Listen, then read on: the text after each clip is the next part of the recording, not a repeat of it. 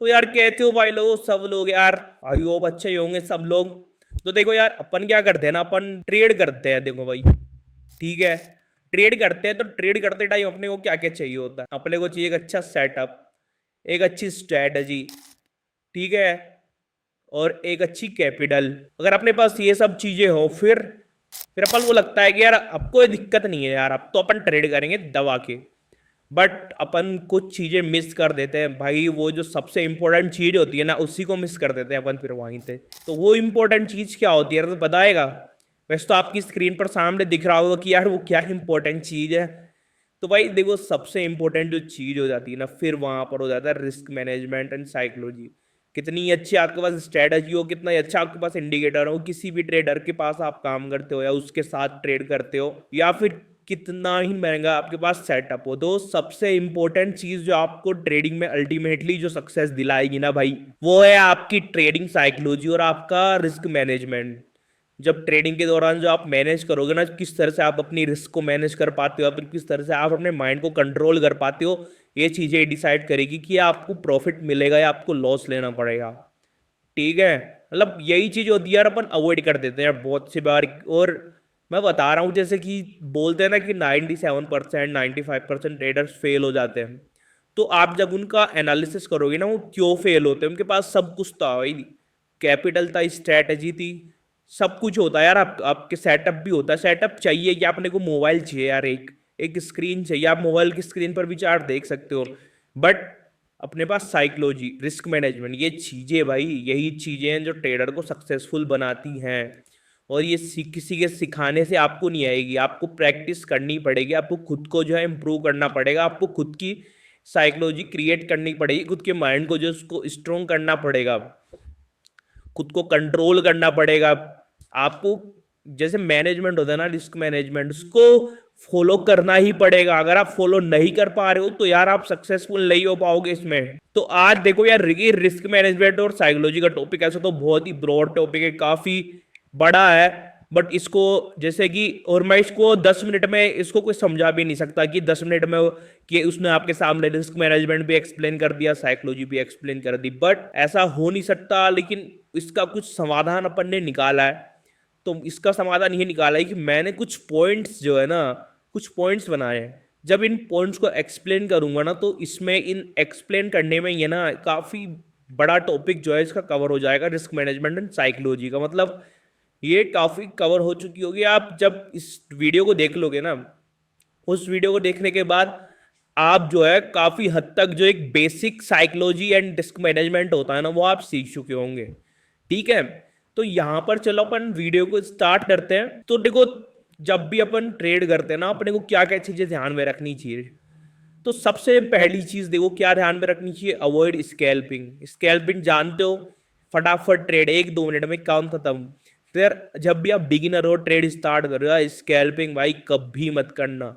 कभी स्कैल्पिंग मत करना, कभी स्कैल्पिंग के चक्कर में मत पड़ जाना, फंस जाओगे। क्यों फंस जाओगे? क्योंकि स्कैल्पिंग जो है ना, इनिशियली अगर आप स्कैल्पिंग से स्टार्ट करोगे तो वो आपका पैसा नहीं खा जाएगी, आपकी साइकोलॉजी को भी खराब कर देगी, आपके रिस्क मैनेजमेंट को भी पूरी तरह से जो है खराब कर चुकी होगी। क्योंकि स्कैल्पिंग में कोई अपन रिस्क मैनेजमेंट नहीं कर पाएंगे उस टाइम पर। और जब अपन स्कैल्पिंग करेंगे ना, तो भाई साइकोलॉजी तो भूल जाओ, फिर तुम खुद को कंट्रोल ही नहीं कर पाओगे, खुद के माइंड को ही कंट्रोल नहीं कर पाओगे। तुम जो है जब स्कैल्पिंग करने लगोगे ना, तुम्हारे हाथ कांप जाएंगे। जब आप रियल स्कैल्पिंग, जब रियल मार्केट में रियल मनी से ट्रेड करोगे ना और स्कैल्पिंग करोगे, वहीं पर हाथ कांप जाएंगे। जहां पर एग्जिट करना होगा एग्जिट नहीं हो पाएगा, जहां पर ट्रेड लेना होगा ले नहीं पाओगे।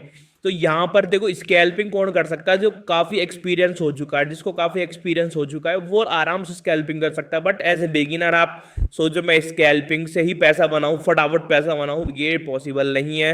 आप अपनी कैपिटल गवा बैठोगे। बहुत से लोग इसीलिए जो अपनी इनिशियल कैपिटल है वो गवा बैठते हैं और लॉस ले बैठते पूरा पूरा।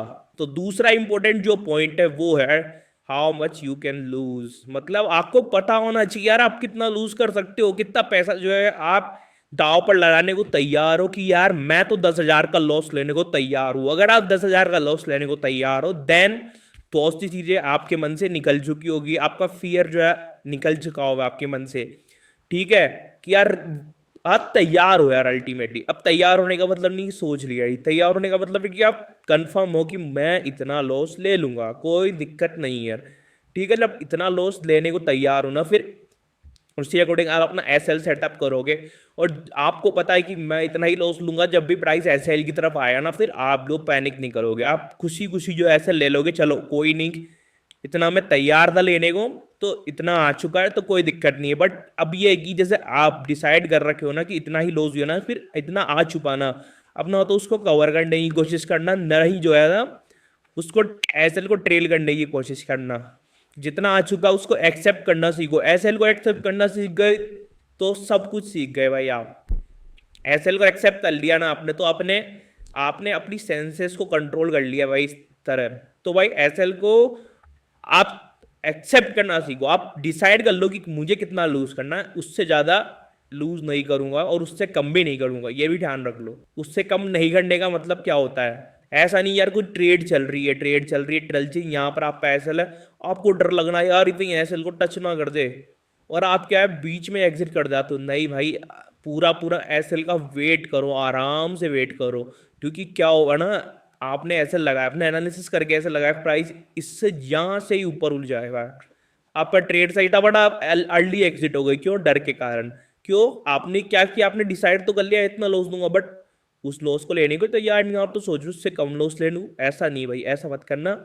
जो थर्ड पॉइंट अपने पास आता है, how much you want to gain, मतलब आपको पता होना चाहिए आप कितना गेन करना चाहते हो। ठीक है, मतलब जैसे कि कोई चाहता है, जैसे लोग स्टार्ट करते हैं ट्रेडिंग, चाहता है यार मैं महीने का जो है ना 10%, 20%, 40%, कोई कोई 500% भी जाता है।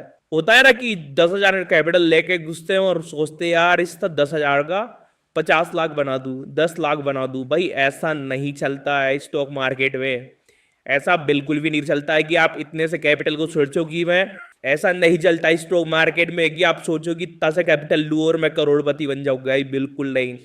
और अगर आपको पैसा कमाना है तो भाई आपके पास पैसा होना ही चाहिए, आपको पैसा कमाने के लिए पैसा आपकी जेब में होना ही चाहिए, तभी आप जो है पैसा कमा पाओगे, ऐसे आप पैसा नहीं कमा पाओगे, मेरी बात मानो आप।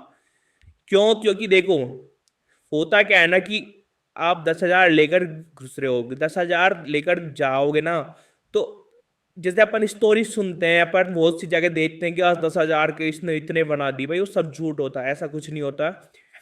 10,000 से आप सोचो यार, आप कुछ भी काम, चलो ट्रेडिंग छोड़ो, कुछ भी काम शुरू कर रहे हो 10,000 से, तो कहाँ पॉसिबिलिटी है कि उस 10,000 से आप महीने का 20,000 रुपये बना लो, नहीं बना पाओगे भाई, कहीं भी नहीं बना पाओगे। मैं जुए सट्टे की बात नहीं कर रहा, मैं एक लीगल काम की बात कर रहा हूँ, नहीं बना पाओगे कहीं भी। तो अपने को क्या सोच कर चल रहा है कि यार मुझे क्या चाहिए, मुझे मंथली बस 5% में निकाल लो। भाई मंथली 5% का मतलब होता है ईयरली 60%, और ईयरली 60% देता है कोई, बैंक देता है आपको, या फिर आप किसी को उधार देते हो वो देता है आपको, म्यूचुअल फंड देता है आपको, नहीं देते हैं भाई, बहुत ज्यादा होता है महीने का 5% भी, समझे आप, तो इसको लेकर चलो। अब मान लेते हैं कि आप सोच रहे हो यार मुझे जो है महीने का 20,000 रुपये कमाना है भाई, तो महीने का 20,000 रुपये कमाना है तो इसके लिए कितनी कैपिटल चाहिए, 20,000 मान लो, किसका 5% है, 20,000 है, 4 लाख का 5%, भाई समझ में आया कुछ, आपके पास 4 लाख की कैपिटल होनी चाहिए, तब आप 20,000 की सोचना। तो भाई ये जरूरी है कि आपके पास कैपिटल हो, तभी जो है आप अच्छे से ट्रेड कर पाओगे और अच्छे से प्रॉफिट निकाल पाओगे। फिर अपना जो नेक्स्ट पॉइंट आ जाता है, नेवर एवरेज। एवरेज का मतलब सबको पता होगा, एवरेज का मतलब क्या होता है, एवरेज का मतलब होता है कि अपन अलग अलग प्राइस पर जो है क्वांटिटीज उठा लेते हैं। जैसे आपने 100 रुपये पे कुछ बाय किया, फिर प्राइस आ रहा है कि 90 आ गया, तो आपने क्या किया, 10 का लॉस हो रहा है मुझे, तो मैं क्या करता हूँ 90 में भी एक क्वांटिटी बाय कर लेता हूँ। यहाँ पे आपने 100 रुपये पे एक क्वांटिटी बाय कर रखी पहले से, फिर आपने 90 बाय कर ली। अब क्या होता है, देखो इसमें देखो क्या दिक्कत आ जाती है, देखो आपने 100 रुपये बाय कर लिया, फिर 90 में बाय कर लिया, ठीक है, आपका एवरेज कितना हो गया, 190/2, 95 का, 95 का जो आपका यहाँ पर एवरेज हो गया, ठीक है, 95 का एवरेज हो गया, आप खुश हो रहे, 95 का एवरेज हो गया। बट ये एवरेज कब काम आएगा, जब आपकी ट्रेड सक्सेसफुल जाएगी। अगर आपकी ट्रेड ही सक्सेसफुल नहीं जाती है, फिर क्या क्या मतलब है, जैसे अगर ट्रेड सक्सेसफुल चली रही, मान लेते हैं 110 पे चला गया प्राइस, तो फिर आपको यहाँ पर जो है 15 दूना 30 रुपए का यहाँ पर प्रॉफिट हो जाएगा, वो ठीक है। बट अगर यहाँ पर क्या होता है कि अगर मान लेते हैं प्राइस ऐसे लीड कर गया, मान लेते आपने लगा रखा था, मान लेते आपने लगा रखा था 85 का ऐसे लगा रखा था, बट आपने क्या किया 90 पे एक और बाय कर लिया। अगर आप 100 रुपए पे एक क्वांटिटी बाय कर रखे थे 85 का ऐसे था, अगर ऐसे हिट हो जाता तो आपको मैक्सिमम लॉस 15 रुपए का होता, बट आपने क्या किया 90 पे एक और क्वांटिटी उठा ली, तो 90 पे उठा ली तो 90 से 85 बनाने में 5 रुपए का लॉस इस पर हो गया, तो 15 प्लस 5 20 रुपए का आपको टोटल लॉस हो गया, 15 की जगह आपको 20 रुपए का लॉस हो गया। तो ये कितनी गलत बात है ना कि आपने जो डिसाइड किया था उससे ज्यादा आप लॉस दे रहे हो। तो इस तरह एवरेज जो है आपको खराब कंडीशन में डाल सकता है। एवरेज होता है बट बहुत ही स्ट्रेटेजिकली होता है, वो ऐसे नहीं होता किसी भी प्राइस पर आपने बाय सेल कर दिया, ऐसा नहीं। फिर जो इंपॉर्टेंट बात आ जाती है वो हो जाती है एनालिसिस बिफोर द ट्रेड। जो भी एनालिसिस करना है ट्रेड से पहले करने का। मार्केट में जब आप पैसा डाल चुके हो उसके बाद कोई एनालिसिस आपकी नहीं चलने वाली है। अगर आपने सोचा है मैं यहां से बाय उठाऊंगा और यहां तक का मैं टारगेट लूंगा, तो आपको यहीं से बाय उठाना है। फिर एक बार एंटर हो गए तो यहां तक का वेट करो या फिर अपने एसएल का वेट करो। उससे पहले यहां पर कुछ भी डिसाइड नहीं करना है आपको कि यार मैं यहां से एक क्वांटिटी उठा लेता हूँ या मैं पहले ही एग्जिट कर लेता हूँ, ऐसा नहीं करना है। कोई एनालिसिस आपको नहीं करनी है, जो एनालिसिस हो चुकी है उसी पर रहना है यहाँ पर। क्योंकि अगर आप बीच ट्रेड में यहाँ पर एनालिसिस करने लग गए ना, तो ये कंफर्म है आप लॉस लेकर ही जाओगे मार्केट से। ठीक है, एनालिसिस सिर्फ ट्रेड से पहले करनी है। ट्रेड के दौरान आपके मन में कुछ भी आता है, कुछ भी लालच आता है, डर आता है, कुछ भी जो है रिवेंज की एक होती है ना, मार्केट से रिवेंज वाली भी फीलिंग आ जाती है, तो उन सबको कंट्रोल करना है। आपने जो सोचा है सिर्फ वही करना है, जो पहले प्लान है वही करना है, उसके अलावा आपको कुछ भी नहीं करना। कुछ भी करने जाओगे, कुछ भी इम्प्रूव करने की कोशिश करोगे, वो इम्प्रूव नहीं होगा, वो गलत ही होगा आपके साथ। तो यहाँ पर ये ध्यान रख लेना। इसके बाद जो लास्ट पॉइंट आता है वो आता है अपना नेवर कॉपी। इसको ध्यान रख लेना भाई, नेवर कॉपी, कभी किसी की कॉपी मत करना। क्योंकि जिसने कोई ट्रेड बनाई और आप उसकी कॉपी कर रहे हो ना, तो भाई उसका माइंडसेट और आपके माइंडसेट में बहुत फर्क है।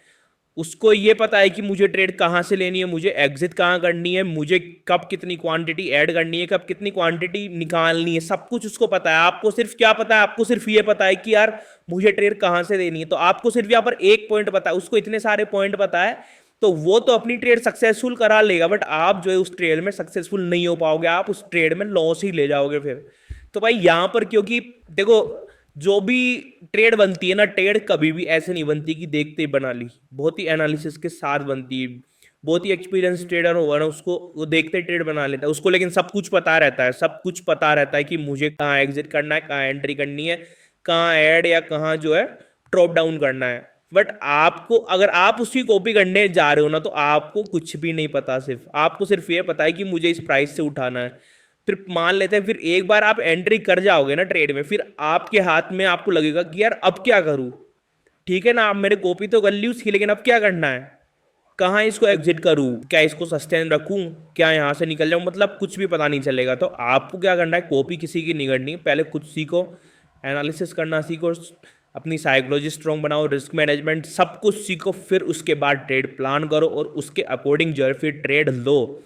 अदरवाइज ऐसे कोई भी ट्रेड प्लान मत करना, किसी की कॉपी मत करना, कहीं पर देख लिया, कहीं पर सुन लिया, ऐसा कुछ भी अपने को नहीं करना है। जो भी करना है खुद की एनालिसिस से करना है। अगर कहीं से कुछ सुनते भी हो तो उसका फिर एनालिसिस करो, अगर वो चीज़ सही है, फिर भी अगर वो चीज़ सही है आपके एनालिसिस के अकॉर्डिंग, देन आप जो है फिर वो कॉपी कर सकते हो। फिर वो कॉपी करना नहीं हुआ ना, फिर वो खुद का ही एनालिसिस हो गया।